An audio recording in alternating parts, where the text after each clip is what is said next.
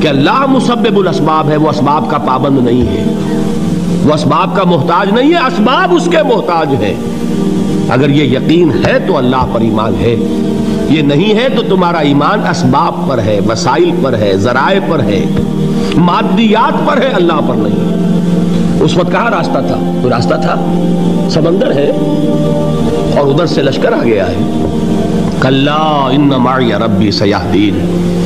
اب دیکھیے ایمان کہہ دینا آسان ہے، ہوا معکم اینما کنتم، جہاں کہیں بھی تم ہوتے ہو اللہ تمہارے ساتھ ہوتا ہے، لیکن اس کا یقین قائم ہو جائے تو زمین و آسمان کا فرق واقع ہو جائے۔ یہی بات ہوئی حضور کے ساتھ۔ غار ہے، چھپے ہوئے ہیں محمد الرسول اللہ اور آپ کے وہ یار غار ابو بکر صدیق رضی اللہ تعالی عنہ۔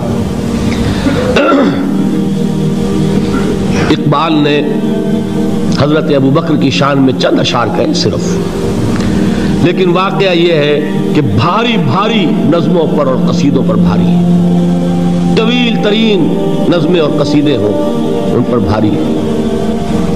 ہمت ابو بکر کی ہمت جو ہے، کشت ملت را جو ابر، جیسے بارش سے کھیتی اپجتی ہے، ابو بکر کی ہمت اور عظیمت اس امت کو اسی طرح سینچنے والی ہے۔ ثانیے اسلام و غار و بدر و قبر، وہ دوسرے تھے اسلام میں، دوسرے پہلے کون تھے؟ انا اول المومنین، حضور فرماتے ہیں سب سے پہلا ایمان لانے والا میں، دوسرے ابو بکر۔ ویسے ہمارے ہاں یہ چلتا ہے اختلاف، حضرت علی پہلے ہیں کہ حضرت ابو بکر پہلے ہیں، لیکن اس میں بڑی خوبصورت تطبیق قائم کی ہے علماء نے اور بہت صحیح ہے۔ چار کے بارے میں فیصلہ ہی مت کرو کہ کون پہلے ہے، ان کی ایک عجیب تقسیم کر دی ہے۔ آزاد مردوں میں، بالغ مردوں میں سب سے پہلے ابو بکر، بچوں میں سب سے پہلے علی، خواتین میں سب سے پہلے خدیجہ، اور غلاموں میں سب سے پہلے زید ابن حارثہ۔ بڑی پیاری تقسیم ہے، یہ چاروں ہی پہلے ہیں، ہر ایک کے لیے اولیت ہے۔ اور واقعہ یہ ہے کہ اگر زمانی اعتبار سے تعین ہوگا تو پہلے خدیجۃ الکبریٰ آئیں گی رضی اللہ تعالی عنہ، کسی اور سے بات کرنے کی نوبت بعد میں آ سکتی ہے، پہلے تو اہلیہ محترمہ سے بات ہوئی، آتے ہی پہلی وحی ہوئی ہے، ابھی تبلیغ کا حکم نہیں تھا۔ کس کو بتایا واقعہ؟ ابھی اپنی نبوت کی تبلیغ کا تو حکم ہی نہیں آیا۔ واقعہ کس کا ہے؟ وہ خدیجہ کا ہے۔ جب کہا ہے کہ خشیت علی نفسی، مجھے اپنی جان کا اندیشہ ہے، تو کیا جواب دیا خدیجہ نے رضی اللہ تعالی عنہا؟ وہ صدیقۃ الکبریٰ ہے۔ صدیقات جو ہے خواتین، ان میں چوٹی پر خدیجۃ الکبریٰ ہے رضی اللہ تعالی عنہا، اور صدیق جو مرد ہیں ان میں صدیق اکبر ہے ابو بکر صدیق رضی اللہ تعالی عنہ، لیکن صدیقات میں چوٹی پر۔ جب حضور نے فرمایا خشیت علی نفسی، کیا فرمایا؟ کیا عرض کیا؟ کیسے تسلی دی؟ نہیں نہیں، اللہ آپ کو ضائع نہیں کرے گا، آپ غریبوں کے ہمدرد ہیں، آپ مساکین کے تکالیف رفع کرنے والے ہیں، آپ بیواؤں کی سرپرستی کرتے ہیں، آپ مسافروں کی خدمت کرتے ہیں، اللہ آپ کو ضائع نہیں کرے گا۔ یہ یقین ہے اس خاتون کے اندر۔ خیر وہ ایک علیحدہ بات ہو جائے گی۔ میرے دل پر حضرت خدیجہ رضی اللہ تعالیٰ عنہ کی شخصیت کا بڑا گہرا نقش ہے، جو وہ کوئی اور ہی وقت اور موقع ہوا تو بیان ہوگا۔ بہرحال اقبال نے ایک مصرے میں جو چار اولیتیں جمع کر دی ہیں، ہمتیں کشت امت را جو ابر، ثانی اسلام و غار و بدر و قبر۔ اسلام میں حضور کے بعد پہلے کون؟ ابو بکر۔ غار میں حضور کے ساتھ کون؟ ابو بکر۔ بدر کی رات اللہ کا رسول سربسجود وہ جھاڑ، وہ گھاس پھوس کی جو جھوپڑی بنائی گئی تھی، اور وہاں تلوار ننگی لے کر پہرا دینے والا کون؟ ابو بکر۔ اور اس حجرہ عائشہ میں محمد کے بعد سب سے پہلے دفن ہونے والا کون؟ ابو بکر رضی اللہ تعالی عنہ صلی اللہ علیہ وسلم۔ وہ جو معاملہ میں سنا رہا تھا غار ثور کا، حضرت ابو بکر بھی حضور کے خیال سے لرز گئے ہیں. آپ کو یاد ہوگا کہ جا کر پہلے تمام جتنے سوراخ تھے انہیں بند کیا ہے. ایک سوراخ رہ گیا تھا جس کو بند کرنے کے لیے کوئی کپڑا نہیں تھا. وہاں اپنی ایڑی رکھی ہے. تب کہا ہے حضور سے تشریف لائیے, اور اپنے زانو پر حضور کو لٹایا ہے. اور وہاں کسی موذی جانور نے کاٹا ہے. حضور کی آنکھ لگ گئی تھی. اس وقت اس بل کے اندر جو بھی بچھو ہے کیا ہے واللہ عالم, اس نے کاٹا ہے. اس کی تکلیف کی وجہ سے ابو بکر کی آنکھوں سے آنسو ٹپک گئے. حضور کے چہرے مبارک پر پڑے ہیں تو حضور جاگے ہیں, معاملہ کیا ہے. ایڑی نہیں ہٹائی وہاں سے, مبادا وہ جانور وہاں سے نکل کر محمد الرسول اللہ کو کوئی گزن پہنچا دے. ابو بکر کی ایڑی ہے, جس طرح چاہے کھا لے, ختم کر دے, جان نکل جائے تب کوئی آنچ آئے محمد پر تو آئے, لیکن جیتے جی نہیں. وہ ہے ابو بکر حضور کے خیال سے. اس وقت حضور نے پھر اپنا لعاب دہن لگایا ہے, اور اس سے پھر آپ کی تکلیف ختم ہوئی.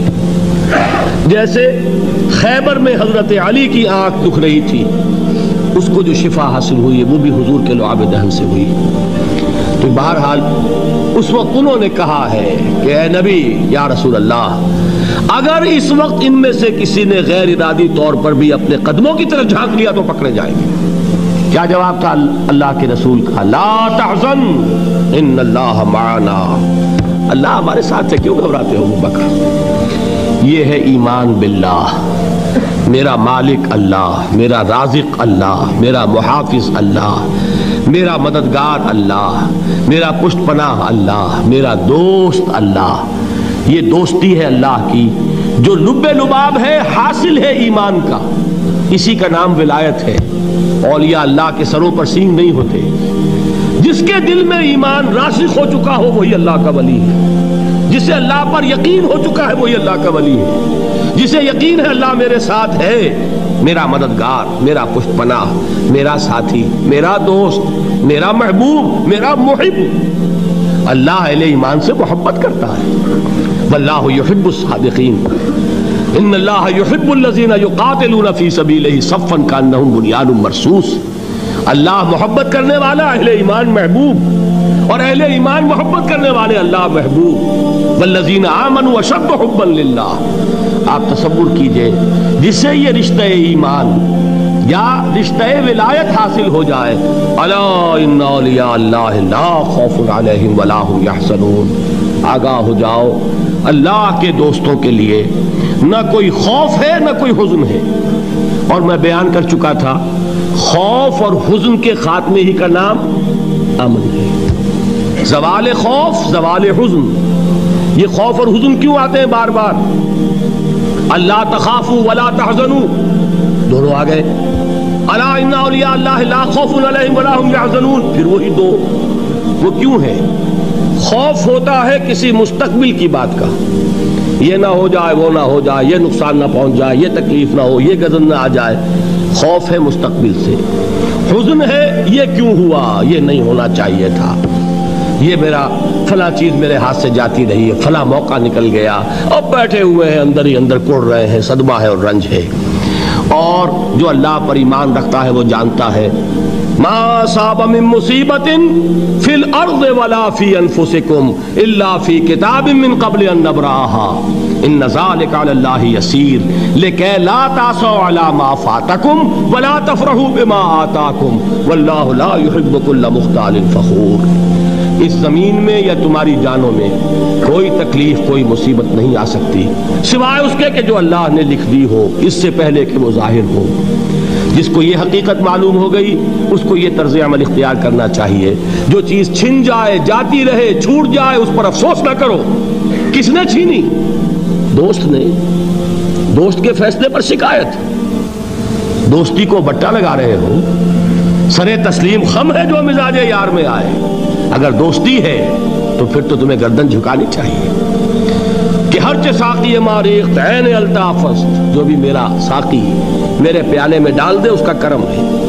جو اس کی طرف سے آئے اس پر کوئی رنج نہیں, کوئی صدمہ نہیں, کوئی غم نہیں, کوئی شکایت نہیں, کوئی شکوہ نہیں. اور جو ہوگا وہ اس کے اذن کے بغیر نہیں ہوگا, اور اس کا اذن ہوگا تو یقیناً میرے لیے خیر ہی خیر ہے، چاہے وہ ناگوار شے ہو، بظاہر مجھے اچھی نہ لگ رہی ہو، میری شارٹ سائٹڈنس میں مجھے وہ نظر آ رہی ہے کہ میرے لیے بری ہے، لیکن قرآن نے کہا ہے عسیٰ ان تکرہوا شیئا وہو خیر لکم وعسیٰ ان تحبوا شیئا وہو شر لکم واللہ یعلم وانتم لا تعلمون۔ ہو سکتا ہے تم کسی چیز کو ناپسند کرو درحال ہے کہ اسی میں تمہارا خیر ہو، اور ہو سکتا ہے تم کسی چیز کو پسند کرو درحال ہے کہ اس میں تمہارا شر ہو۔ اللہ جانتا ہے، تم نہیں جانتے۔ جب مجھے یہ بات معلوم ہو گئی میں نے اپنا معاملہ اللہ کے حوالے کیا۔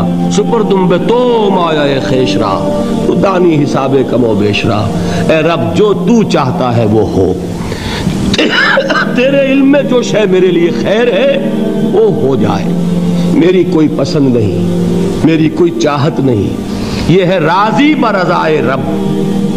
اکبر الہ آبادی نے اسے کہا ہے رضائے حق پہ راضی رہ، یہ حرف آرزو کیسا، خدا خالق، خدا مالک، خدا کا حکم تو کیسا۔ جب میں آ گیا بیچ میں، میری پسند، میری مرضی، میری خواہش، میری چاہت، یہی تو شرک ہے۔ ما شاء اللہ کان وما لم یشاء لم یکن، جو اللہ نے چاہا وہ ہوا، جو اس نے نہیں چاہا نہیں ہوا، اختیار اس کا ہے، میرا تو نہیں۔ رضائے حق پہ راضی رہ، یہ حرف آرزو کیسا، خدا خالق، خدا مالک، خدا کا حکم تو کیسا۔ اقبال نے اسے کہا ہے فارسی میں، اب آپ کہیں اس کا ترجمہ بھی کرو تو وہ مجھے ذرا اس وقت کچھ بہت ہی بدذوقی کسی بات نظر آئے گی۔ جائیے پوچھئے کسی سے جسے فارسی آتی ہو۔ برو کشید ز پیچا کے ہست و بود مرا، چے اقدہا کے مقام رضا کشود مرا۔ مجھے تو تمام پیچ و خم سے نکال دیا اس مقام رضا نے، میں راضی برضائے رب ہوں، جو فیصلہ اس کا میں اس پر راضی۔ تو کہاں کا حزن اور کس کا خوف، یہی زوال حزن اور زوال خوف، یہی ہے امن، یہ نتیجہ ہے ایمان کا۔ تو جان لیجئے یہ ہے لب لباب، یہ ہے حاصل ایمان کا، یہ ہے تو ایمان ہے، یہ نہیں ہے تو ایمان نہیں۔